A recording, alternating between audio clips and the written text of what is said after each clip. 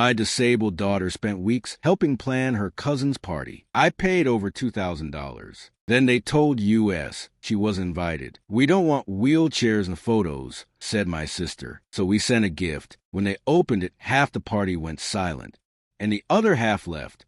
I don't usually share my problems, but what they did to my daughter Susanna has left me devastated.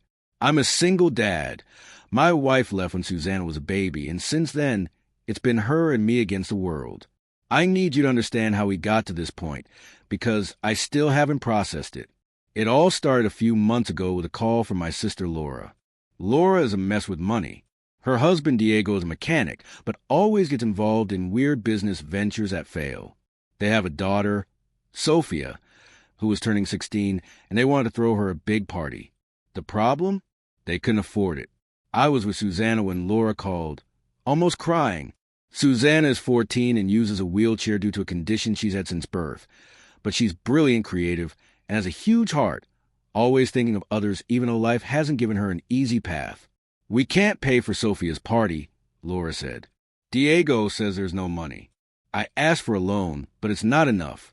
Sophia deserves something special. It wasn't the first time Laura asked for help. Over the years, I've paid her electric, water, and even 3 months of rent. I work as an accountant, I earn well, but raising Susanna alone isn't cheap. Her wheelchair, therapies, doctors, all adds up. But Laura is my sister and Sophia is my niece. I couldn't say no. How much do you need? I asked. About $2,000, she said. We want a venue, a DJ, a photographer, good food. I don't want Sophia to feel less. $2,000 was a hit, but I said, okay, I'll help, but manage your money better. She promised to pay me back, though she never does. I did it for Sophia and for Susanna. My daughter and her cousin are very close, and I thought this would make her happy. I told Susanna that night. A 16th birthday party sounds amazing, she said, excited. Can I help plan it? I couldn't say no. Susanna is a whirlwind of ideas, always drawing or creating. I knew she'd make the party unforgettable. Laura came to our house with lists, and Susanna suggested things. Paper flower centerpieces, a photo booth because Sophia loves them. Laura wrote it all down and said, Susanna, you're a genius. Seeing my daughter so happy was worth everything. I put up the money. I paid for the venue, the DJ, an expensive cake Laura wanted. The $2,000 turned into $2,500, then $2,700. Every time I checked my account, it hurt, but Susanna was so invested that I didn't complain. She designed the invitations with gold lettering and flowers she drew. Laura said they were perfect. Susanna became the brains of the party, calling vendors, making lists, choosing songs. Once, she asked for a ramp at the venue to move around better with her chair. Laura said, sure, good idea, but she never mentioned it again. I thought she was busy and didn't think much of it. Laura started coming over less, saying she was with Diego or Sophia. When she did come, she only talked about what still needed to be paid. The catering is expensive, she complained. I kept putting up money, even though it was getting harder. In the end, I spent $2,700, not counting the time Susanna and I put in. One afternoon, Susanna showed me a design for party favors. Photo frames with Sophia's name. Each guest takes a photo with her, she said. It was a great idea, but it cost more. I told her I'd talk to Laura. Susanna nodded but was quiet. Is everything okay, Dad? She asked. Of course, my love, I said, though something fell off. 2 weeks before the party, Laura called late. Her tone was strange. We need to talk, she said. It's about the party. What's wrong? I asked, feeling a knot in my stomach. We don't want wheelchairs at the party, she said bluntly. Sophia wants perfect photos, and a wheelchair doesn't look good. It's not personal, it's her special day. I went silent, feeling like I'd been punched. You're saying Susanna isn't invited? I asked, trying not to yell. It's not that we don't want her, she said quickly. It's just the photos, you know? We can do something with her later. Later? I said, almost trembling. Susanna has spent weeks planning this, designed the invitations, the centerpieces, everything. I spent $2,700, Laura, and now you say she can't go because of her chair. I'm sorry, she said, but it didn't sound sincere. It's Sophia's party. You understand, right? I didn't. I hung up, furious. I sat on the couch, head in my hands. Susanna was in her room, probably working on more ideas. How was I going to tell her she wasn't invited, that all her effort, her love for her cousin, didn't matter because her chair didn't look good? I went to her room. She was looking at decoration photos. Dad, what's wrong? She asked, seeing my face. I told her everything, trying to soften it, but there was no way to make it less cruel. Susanna went quiet, tears in her eyes. I thought Sophia wanted me there, she whispered. I hugged her. This isn't about you, my love. It's about them.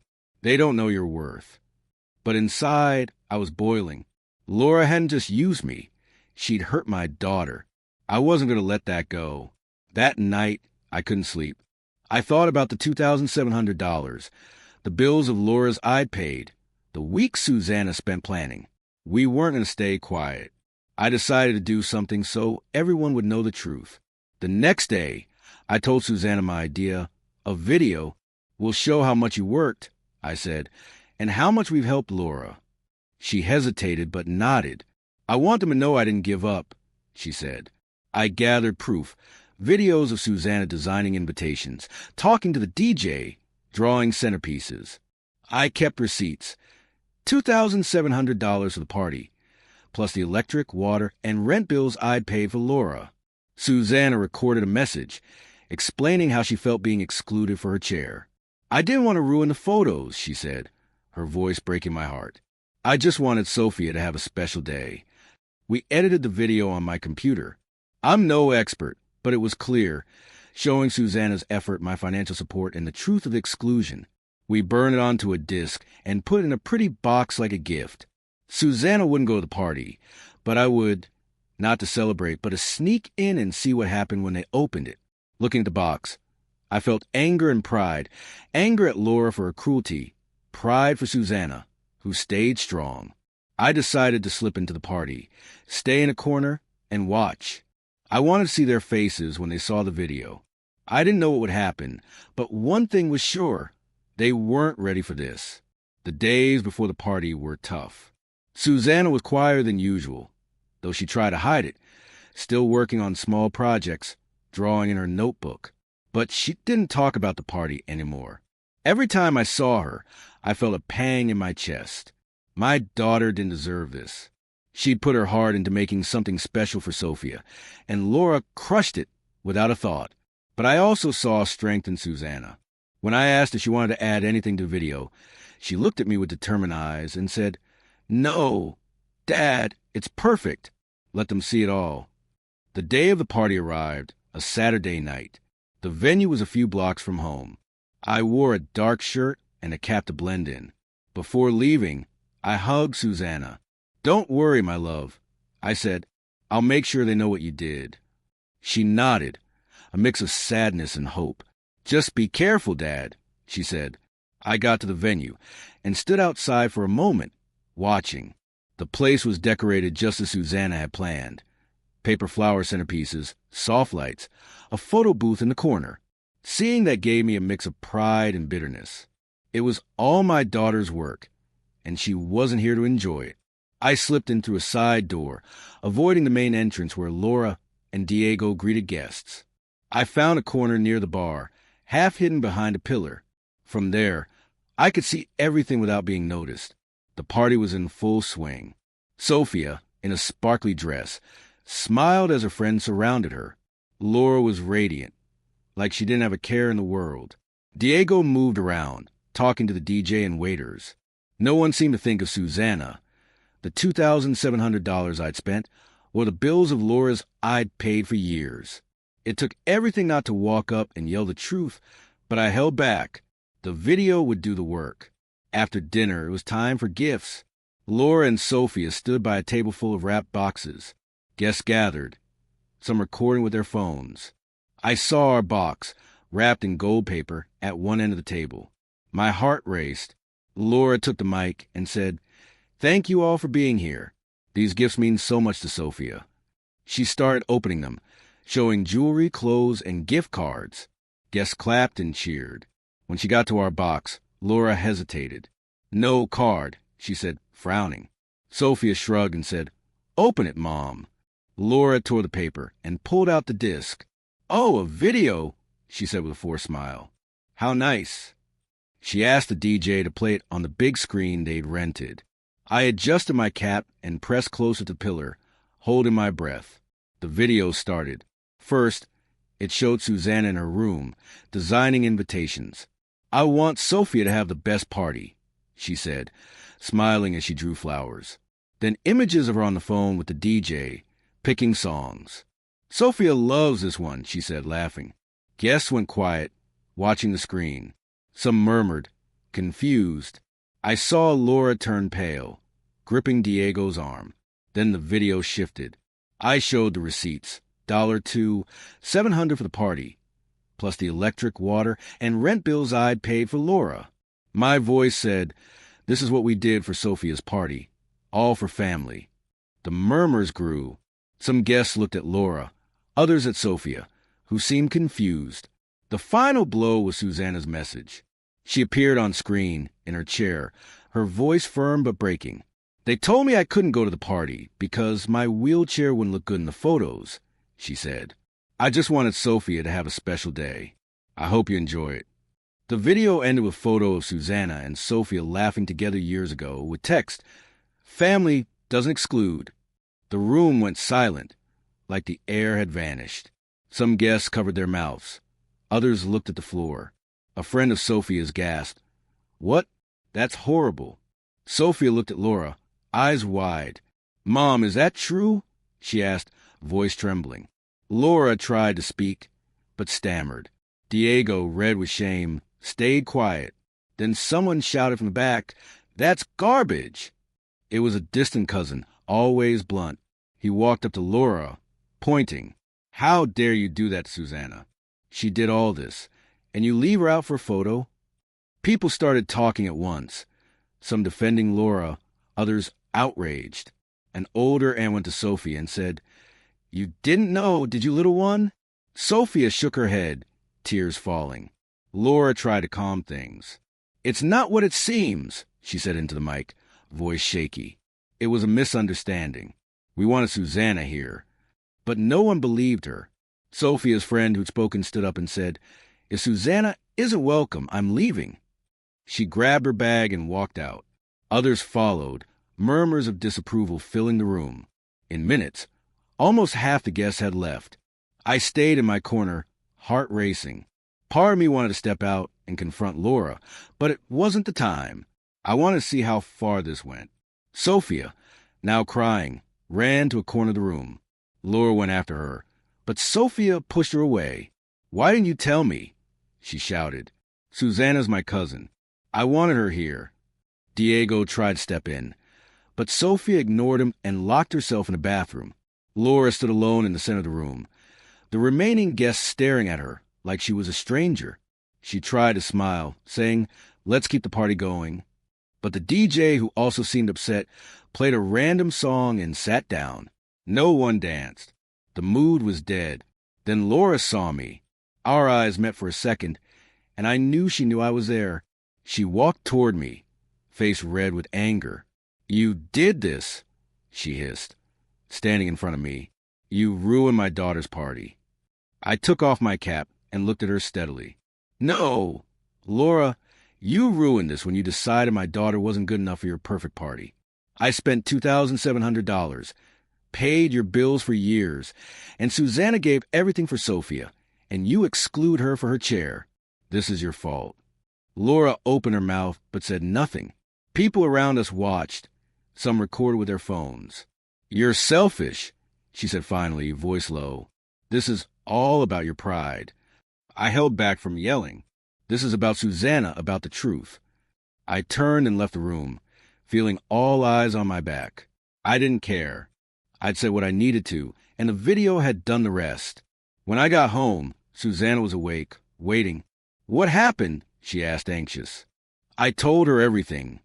The silence, the shocked faces, the people who left The fight with Laura. Her eyes shone, not with sadness, but something stronger. Thank you, Dad, she said, hugging me, for defending me. You don't have to thank me, I said. You're my first priority, always. But as I hugged her, I knew this wasn't over. Laura wouldn't stay quiet, and something told me things would get uglier. I didn't know how, but I was ready for whatever came. The days after the disaster of Sophia's party were chaos. My phone wouldn't stop ringing. Messages from uncles, cousins, even Sophia's friends apologizing Susanna. Some were furious with Laura. Others wanted to know how my daughter was. I replied minimally, saying Susanna was okay, though it wasn't entirely true. She stayed strong, drawing her notebook, but sometimes I'd see her staring out the window, thoughtful. Laura's rejection had hurt her, though she wouldn't admit it. I decided my daughter needed something to remind her of her worth. One night, while Susanna slept, I got an idea, a surprise party for her. Not a $2,700 one like Sophia's, but something simple, full of love, with the people who really cared about her. I wanted Susanna to see that her real family supported her. I started planning in secret, contacting our Aunt Carmen, Cousin Javier, and Sophia, who'd apologized by text, saying she didn't know what Laura had planned. They all agreed to help, and Sophia asked to be there. Susanna's my favorite cousin, she wrote. I want to make things right. We planned the party for the next Saturday in Carmen's big, accessible backyard. I told Susanna we were going to casual family dinner, so she wouldn't suspect. Carmen handled the food, tacos, enchiladas, things Susanna loves, and Javier promised to bring a speaker for music. Sophia said she'd bring school friends who knew Susanna and want to come. I put money into decorations, lights, paper flowers like Susanna's designs, and a cake with her name. I also invited other relatives who'd been outraged by Laura, making sure they knew this was for Susanna. The day came, and I took Susanna to Carmen's, saying it was just a gathering. When we entered the backyard, everyone shouted, "Surprise!" The place was full of lights, tables with food, and about 30 people clapping. Susanna froze, then smiled ear to ear. "Dad, you're the worst at keeping secrets," she said, laughing. I hugged her, relieved to see her so happy. The party started wonderfully. Sophia came up with her friends, all bringing small gifts for Susanna, sketchbooks, colored pencils, even a keychain with a tiny wheelchair that made her laugh. Javier played music, and people danced or chatted. Carmen patted my back, saying, "This is what real family does." I watched Susanna roll around, talking to everyone, her smile lighting up the yard. For the first time in weeks, I felt it was all worth it. Then Laura showed up. I hadn't invited her, but someone, probably a gossipy cousin, told her. She walked into the yard with Diego, both with stormy faces. Laura wore an expensive dress, like she was proving something, and Diego hung back, uncomfortable. The music lowered, and everyone turned to look. Susanna looked at me, tense, but I squeezed her hand. "Leave it to me," I whispered. Laura approached with a fake smile. "What a nice event," she said, raising her voice. "Too bad I wasn't invited." "What? Now everyone's against me over a misunderstanding." Some murmured. Others ignored her. I tried to stay calm. "Laura, this is for Susanna." I said, "If you want to make drama, leave." But Laura wasn't going quietly. "Drama," she laughed bitterly. "You're the one making drama with your video, embarrassing my daughter, me, everyone. You think you're a hero? You spent $2,700 because you wanted to. No one forced you." People murmured, some outraged, others surprised. Sophia stepped forward, red with shame.